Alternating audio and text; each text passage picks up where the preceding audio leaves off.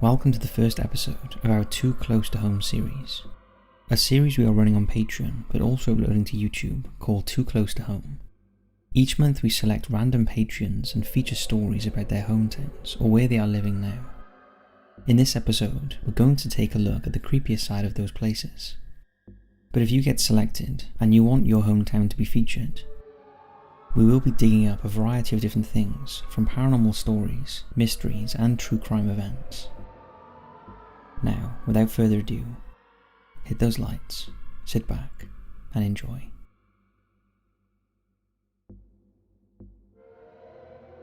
Boston, Massachusetts. The Boston area of Massachusetts is known for its rich history, culture, and innovation. But such a varied past is bound to leave behind many tragedies, legends, ghosts, and baffling mysteries that defy explanation. Probably the best known is the Mercy Brown vampire incident, which occurred in Rhode Island in 1892, and is one of the best documented cases of the exhumation of a corpse to perform rituals to banish an undead manifestation. However, this is a case we have already covered. Boston also is the hometown of one of our patrons, Julia. So Julia, this one's for you. Hit those lights, sit back and enjoy the ghostly goings-on and legends in your neighbourhood. And we'll start with Fort Warren. Fort Warren is a historical fort on George's Island, located at the entrance to Boston Harbor. The fort was completed in 1861, shortly after the beginning of the American Civil War, and defended the harbour from 1861 through to the end of World War II. During the American Civil War, it also served as a prison for Confederate officers and government officials, and that is where the legend of the Lady in Black originates from. Mrs. Melaine Lanier was the devoted wife of a Confederate soldier, but after she received a letter from him telling her he was imprisoned at Fort Warren on George's Island, Mrs. Lanier was determined to free him. So she embarked on an audacious journey from her home in Georgia to Hull, Massachusetts. When she arrived, she cut her hair short and planned to break out her husband by posing as a man. On a dark, stormy night, Mrs. Lanier rowed a small boat from Hull to George's Island, armed with a pickaxe and a pistol. Her husband, who was in on the plan, hummed a southern tune to direct his wife towards his cell. She was also helped by some sympathetic Confederate soldiers she had befriended. After reaching her husband, Mrs. Lanier was rumbled by a Union officer, and a scuffle ensued. The officer gained control of her pistol, and the pistol went off, accidentally killing Miss Lanier's husband. As a penalty for her crimes, Mrs. Lanier was sentenced to death by hanging. She was granted her final request of being hung wearing female clothing, but all that could be found were black robes. A heartbroken Mrs. Lanier was executed and buried on George's Island, still wearing the all-black clothes.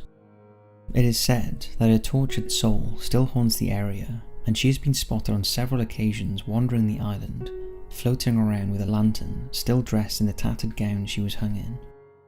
She is known to tap on visitors' shoulders and yell at anyone trying to enter the dungeon where her husband was imprisoned. Her ghost is even said to have choked one horrified sentinel. The Lady in Black is not the only ghost reputed to haunt the island though, and the fort. There have been several other strange goings-on that have been blamed on the deceased inmates of Fort Warren.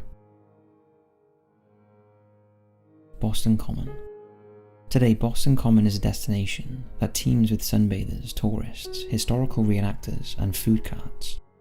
But the place enjoyed now by so many has quite a grisly past. Established in 1634, it was the site of public executions for more than 150 years. Back then, Puritan settlers regularly hanged those believed to be sinful, and it's believed the ghosts of their victims still restlessly roam the common. Reports of people hanging from trees are frequent occurrences, only to turn out to be nothing when investigated. Others have heard the eerie sound of creaking rope and blood-curdling choking with no explanation. Some have also reported spotting a weeping woman in colonial dress, believed to be Quaker martyr Mary Dyer, who was strung up by the neck in 1660. But let's look at another location, and that is Copp's Hill Burying Ground. Boston is crammed with cemeteries, the final resting places of some of the country's founding fathers, mothers, soldiers, and the forgotten men and women who shaped the evolving city. And while a few spooky stories surround all of them, Copp's Hill Burying Ground in the North End is considered to be the creepiest. Torrential rains often exposed coffin lids and gravestones at Copp's Hill, and they were ripped out of the ground to be used as roof tiles, foundations, and road improvement projects. And in one grotesque instance, a cook used one as a baking plate. Over the years, visitors to Copp's Hill have reported apparitions of little girls, shadows cast by no discernible beings, as well as orbs, streaks, and blurs, which is not surprising after such desecration to the resting place.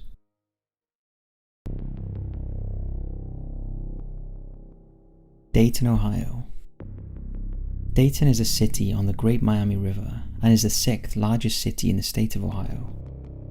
Dayton is most associated with aviation and is the birthplace of Orville Wright, who along with his brother Wilbur were pioneers of aviation and are generally credited with inventing, building, and flying the world's first successful motor-operated aeroplane. But Dayton is also home to another person named Jack Reed, who is one of our much appreciated patrons. So sit back, Jack, and enjoy our creepy tour of your home city. Library Park, Miamisburg. Library Park is in Miamisburg, about 12 miles from Dayton city centre, and was once the site of a graveyard known as Village Cemetery. It is also the place that set a record for the most ghost sightings in one location in Ohio. In the 1880s, locals began reporting sightings of a ghostly figure of a woman roaming the cemetery grounds. Day after day, multiple sightings of the apparition would occur at around 9 p.m. in the evening. Word got out, and people from all over came to the town to try and catch a glimpse of the ghost. However, the residents of Miamisburg soon got fed up with the disruption to their town, and were becoming more and more agitated by the ghost and the visitors it attracted. Locals who witnessed the apparition started to suspect she was related to the Buss family, as they recognized her as a member of the family who had been murdered a few years prior.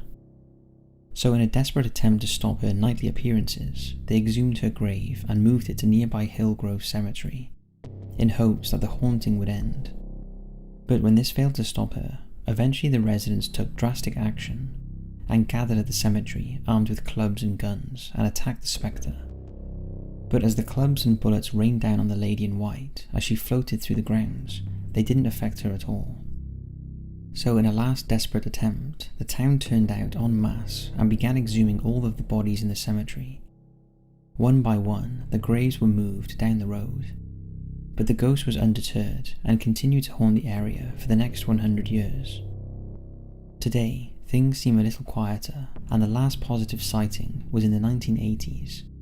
Although it's believed the lady in white is not completely gone, and if you're in the area at around 9 p.m, you might still catch a glimpse of her. The Amber Rose. Today, the Amber Rose is a restaurant that specializes in Eastern European cuisine, located in the heart of Old North Dayton. But the original building, built in 1910, was until the 1980s a general store run by the owner, who also resided upstairs. However, in 1989, Eleanor Slazaz acquired the building with the intention of opening a restaurant. But just before the scheduled grand opening, there was a horrific fire, and a portion of the building was destroyed and had to be rebuilt. Eventually, the restaurant opened, but strange things have happened ever since.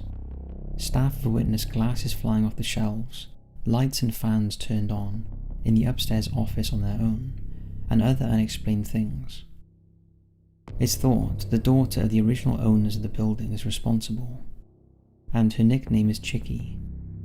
One of the restaurant's cooks claims to have seen the ghostly apparition of Chicky. He said she stood in front of him, lifted her ruffled dress slightly, and walked out of the room. When the management of the restaurant heard the cook's story, they decided to look at the surveillance tape. At the exact time the cook says he witnessed the apparition, this is what was captured on the tape. So the Amber Rose is considered one of the most haunted eateries in the state, and I wonder if Jack's ever eaten there. But let's take a look at Stivers School for the Arts. Stivers School for the Arts is a magnet school in St Anne's Hill Historic District of Dayton. The school began operations in 1908, but its haunting history seems to stem from a mysterious murder that happened in the school's basement pool in the 1920s. A teacher named Mary Tyler was found dead in the pool with a locket in one hand and a broken pointer in the other. The teacher was allegedly involved romantically with a senior student at the school, who disappeared around the same time Mary's body was discovered. The student was never seen again. Officials believe the unnamed student tore his picture out of the teacher's locket so that no one would suspect him, then disappeared. The school eventually covered over the pool, building a classroom on top of it. However, a trapdoor still leads down into the pool area, which is now used for storage. But it seems Mary Tyler never left. Over the years, students and maintenance staff have witnessed Tyler's ghostly figure levitating in the abandoned pool and floating around the lower levels and the network of tunnels lying beneath the school, banging on pipes and wailing loudly wherever she goes. Students have also reported odd occurrences in the classroom built over the pool, including disappearing objects, changes in temperature, and flickering lights. Visitors commonly sense something strange when they visit the school, not just in the location of the old swimming pool, but throughout the building.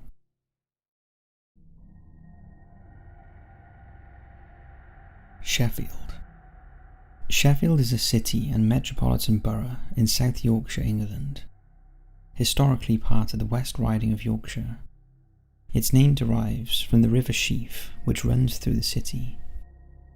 Sheffield played a crucial role in the Industrial Revolution, with many significant inventions and technologies developed in the city. In the 19th century, the city saw a huge expansion of its traditional cutlery trade, when stainless steel and crucible steel were developed locally, fueling an almost tenfold increase in the population. While our patron Ted is from Sheffield, and thought it would be a challenge to find anything about Sheffield other than the steel industry. Well, Ted, we think you'll be surprised what else is lingering on your doorstep. Let's take a look. Bunting Nook, Norton, and its big black dog. Stories of demonic black dogs are entwined in British folklore. These creatures are not your normal domestic dog, but rather a much larger species, often described as having glowing red eyes and a mysterious supernatural aura about them. Stories of their presence can be found in most countries in the UK. The different regions have different names for the creature, and in Yorkshire they are known as boggards or barguests, and it seems Sheffield has its own experience of the beast. Back in 1846, 16-year-old Alan Glover was savaged to death by a black dog in Bunting Nook, Sheffield. Ever since then, there have been numerous sightings of the demon dog thought to be responsible, which is reputed to haunt the road running through Bunting Nook. According to local legend, the creature appears suddenly out of the darkness and stands in the road, causing cars to stop abruptly, sometimes stalling their engine. Apparently, the creature has a dislike of men and will attack them if they get out of the car. The creature also has the ability to turn into mist if it feels threatened or a human approaches it.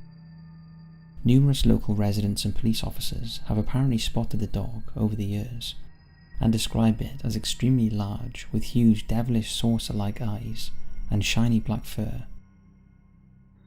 Seeing the dog is considered to be a bad omen and a warning of the imminent death of the person who sees it or of a close family member. The boggart is said to be one of Sheffield's scariest apparitions. But we also have West Bar Roundabout. West Bar Roundabout in Sheffield has been the subject of many strange tales over the years, and the majority of them have been blamed on the ethereal vision known as Mr. Porter. Mr. Porter was allegedly an attendant at the old cinema which once stood on West Bar Roundabout. Nowadays is the site of self-storage units. However, when the old cinema was being refurbished, two electricians saw a man walking to the toilet. One of the men followed him to tell him it was closed off and to ask why he was there, but when he got to the toilet, the man had vanished. The electrician called down to his mate to ask if he had seen him pass him, but he said he hadn't seen anyone. Workers also reported to the site manager that they'd seen flashing white lights coming from the old projector room, but when they investigated, the room was empty. Spooked by the strange occurrences, they contacted a former worker at the cinema and asked him if he knew about the strange things happening in the building. He immediately said the ghost Mr. Porter was responsible. He told them that he was Mr. Porter's apprentice. He agreed to come to the building to have a look around, but as soon as he entered the premises, he asked the workers if they were running the old projectors, as he could feel the vibrations through the floor. He was told the room was empty, but he insisted that he see the room for himself. When they got to the door, the sounds were loud, as if the reel was running, but when they opened the door, the room was empty.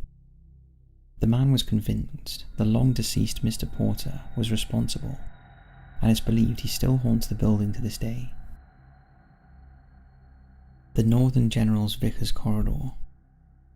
With so many drawing their last breath in a hospital, it's not unusual for there to be tales of ghostly apparitions and restless souls residing in the buildings, especially in the older hospitals where care was not like it is today.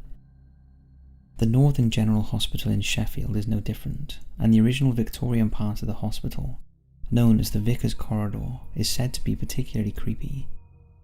The corridor is named after Edward Vickers, a prosperous miller in the 1800s who later gained control of his father-in-law's steel foundry business, now known as Vickers Limited. Whether the corridor is haunted by him or his relatives is unsure, but there have been some spooky goings-on over the years. Doctors and nurses on the night shifts have plenty of stories to tell of the paranormal experiences they have experienced, and here are just a few of them. A young doctor got a cardiac arrest call on his bleeper system, so rushed down the corridor and encountered an old woman who wanted his help. He said that he couldn't help as he was going to an emergency. When he arrived on the ward, he found the patient was the same old woman he had just met in the corridor. Another doctor recalls walking down the corridor with a few other workers when an old woman came towards them. They moved aside to let her pass and noticed that she was wearing a lovely perfume, but when they turned around, she had completely vanished. There are also stories of nurses catching up on sleep and reporting the same dream. When they wake, they see the apparition of an angry, matron-like figure trying to strangle a ghostly patient. No sooner does the vision appear than it quickly vanishes. And then there is the knife and fork incident, when the nearby canteen was showered in cutlery and trays thrown by an unseen force poltergeist while staff were working the night shift.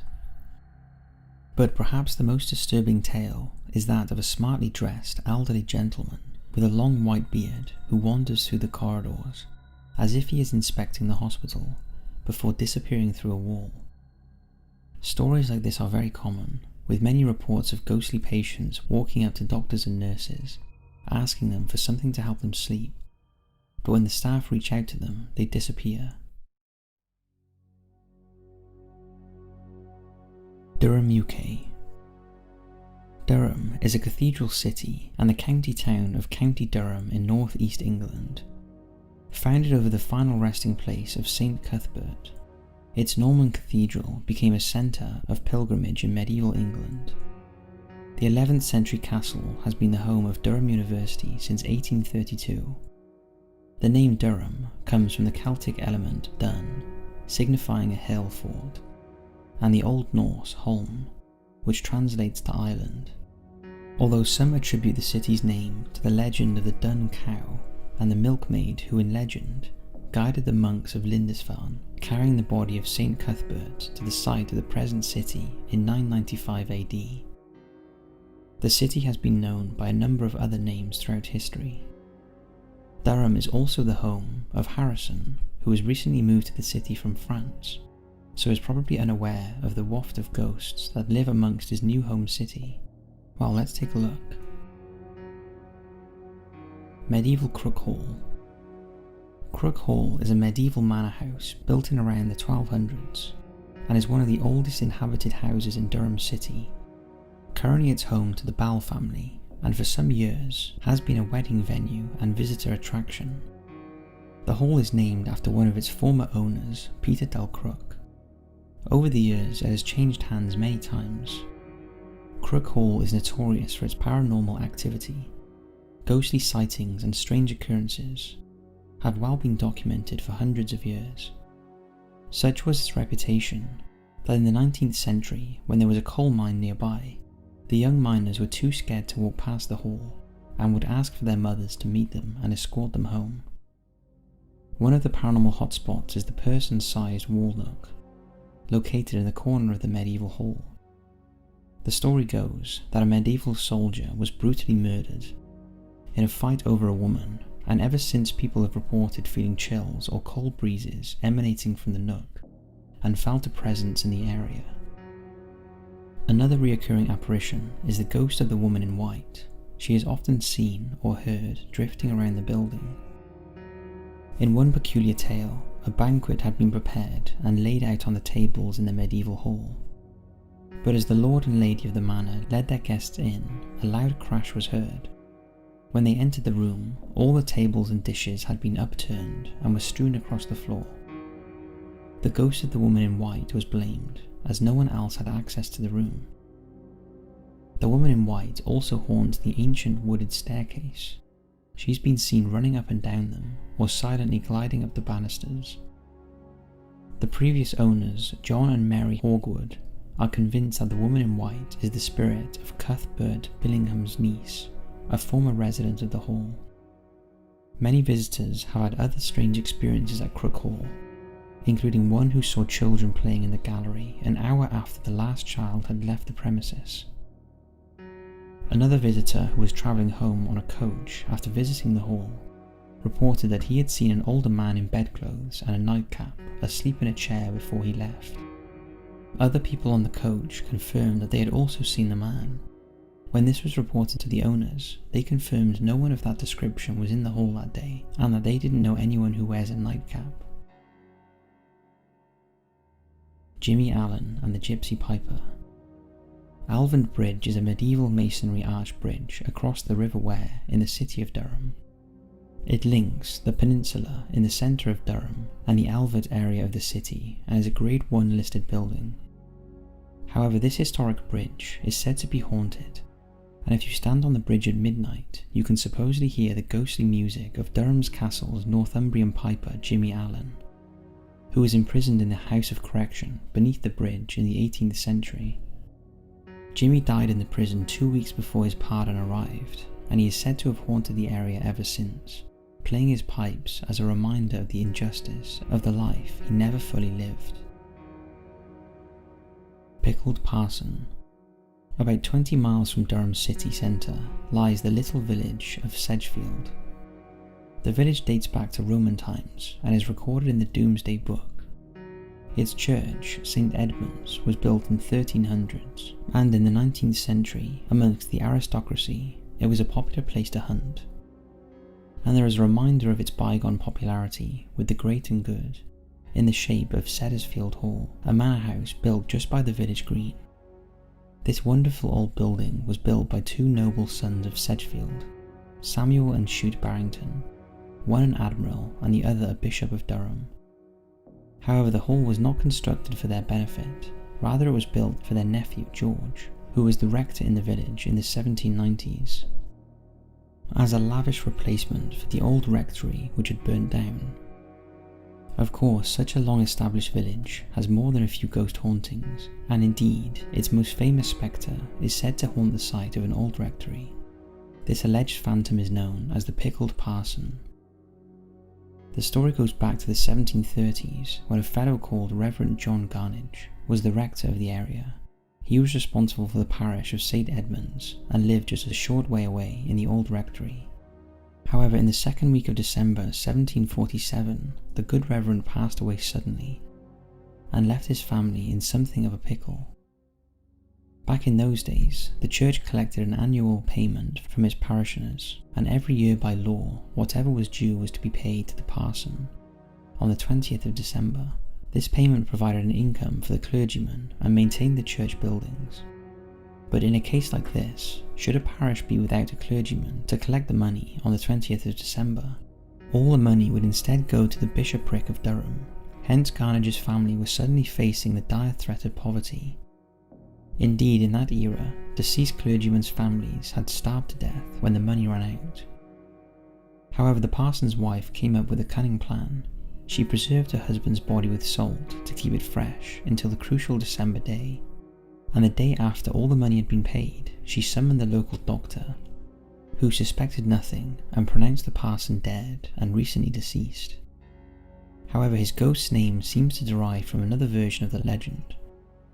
For some tellings of the tale claim she kept her husband's body fresh by soaking him in brandy, and propped the preserved parson up in the window of the old rectory, so that the payers could see he was up and about his business.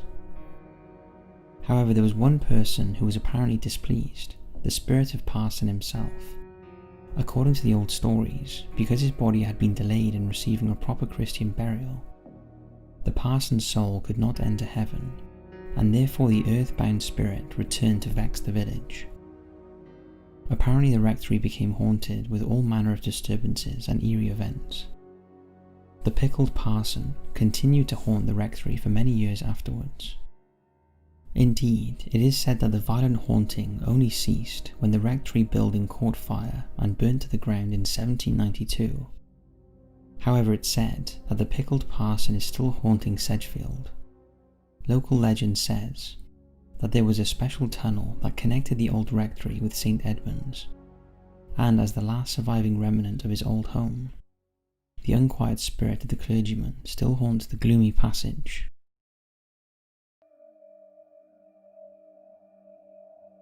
Victoria, BC.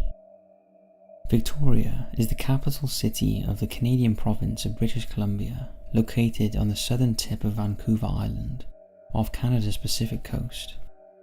Named after Queen Victoria, the city is one of the oldest in the Pacific Northwest, with British settlement beginning in 1843. Known as the Garden City, Victoria is an attractive city and a popular tourism destination, with a regional technology sector that has risen to be its largest revenue-generating private industry. Victoria is in the top 20 of world cities for quality of life, and there is no doubt British Columbia's capital is the most haunted local in the Pacific Northwest. Our patron Melanie is lucky enough to live there, and as we have discovered, her hometown has its fair share of ghostly residents. Let's first look at the Fairmont Empress Hotel and Parliament buildings. The Fairmont Empress is one of the oldest hotels in Victoria. It's situated in downtown Victoria, facing the city's inner harbour. The hotel was designed by Englishman Francis Rattenbury, who also designed the nearby stately Parliament buildings. In 1981, the hotel was designated as a National Historic Site of Canada for its contribution to the development of the chateau-esque style of architecture. However, the much-admired building is said to be haunted by its architect Francis Rattenbury, who fell from grace after being caught up in a scandal. At the time Rattenbury designed the hotel, he was a renowned architect, but as better trained and better educated architects emerged, he soon lost favour and found himself in financial difficulty. His personal life was also in disarray, and in 1923 he left his wife Florence and his 2 children for twice married 27-year-old Alma. His maltreatment of Florence, which included having the heating and lights turned off in their home after he moved out, and the public flaunting of his affair with Alma, led his former clients and associates to shun him, forcing him to leave Victoria. In 1925, he married Alma after Florence agreed to his request for a divorce. In 1927, the pair returned to Victoria, and there they had a son of their own, John, before deciding to move to Bournemouth, England in 1929. That same year, poor Florence died of cancer. In Bournemouth, Rattenbury's financial problems continued, causing strain on his marriage, and Alma began an affair with George Stoner, their 18-year-old chauffeur. In the early hours of the 23rd of March 1935, Rattenbury was discovered in his sitting room with severe head injuries. He had sustained a series of blows with a carpenter's mallet. the blows savage enough to remove the back part of his skull. He died 4 days later. His wife confessed to the murder, but it was actually Stoner who had carried out the deed. Alma and Stoner were both charged. Stoner was convicted and sentenced to death, which was commuted to life imprisonment after a petition. Alma was acquitted of murder and of being an accessory, but unable to live with the guilt, she committed suicide a few days later on June 4th, 1935, stabbing herself 6 times in the breast before throwing herself into the River Store. Stoner served only 7 years of his sentence since he was released early to fight in the Second World War. He later married and lived a quiet life with his daughter until his death in 2000, so a tragic story all round. While after Rattenbury's murder, it is said that his spirit returned to the place of his former glory in Victoria and the Empress Hotel, and guests and staff have frequently seen a man in period dress on the staircase to the lower lobby and in other parts of the hotel. It's believed he returned there in the hope of hearing the praise once again for the magnificent building he designed. Pioneer Square. Pioneer Square is a small, rectangular park adjacent to Christ Church Cathedral, Victoria. It is known also as the Old Bury Ground, and it served as a cemetery from 1855 to 1873. It's thought about 1,300 bodies are buried there, although it's hard to tell from the few markers that remain. That's because in 1908, the markers were unceremoniously cleared out and moved to a back wall or put in storage. This was so the space could be turned into the city park it is today. Just a few tombstones still dot the landscape. Hundreds of people walk through the park every day, some stopping for a rest or a picnic, often unaware of bodies buried beneath them. However, they sometimes get a shocking reminder that something isn't quite right when one of the 2 ghosts that haunt the place makes an appearance. The first is said to be the spirit of R.B. Johnson, one of Victoria's founding fathers. He is usually seen standing in front of someone with a barber's blade in his hand, making motions as if he's cutting his throat. The records show that Johnson did indeed commit suicide by slicing his neck with a small blade. After his death, he was laid to rest somewhere in the cemetery. The second is of a woman thought to be the ghost of Adelaide Griffin, one of Victoria's first documented ghosts. Adelaide was the co-owner of the Boomerang Saloon in Bastion Square until she died of typhoid in 1861 and was buried in Pioneer Square.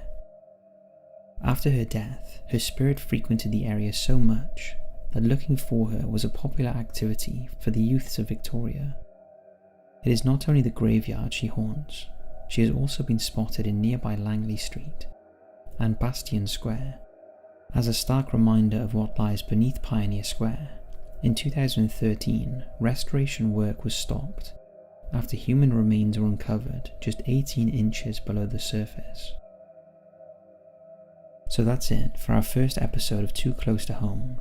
We hope you've enjoyed, and don't forget for your home city to be in for the chance of being featured in a video and us doing a deep dive into the history of it. Don't forget to check out our Patreon page so you can read a bit more about our Too Close to Home tier. Thanks for watching and supporting. Without Patreon, we would not be able to keep up most of our videos, and especially not our documentaries. So a massive thank you to all of the support we've received over there. Thanks for watching, and as always, we'll see you in the next video.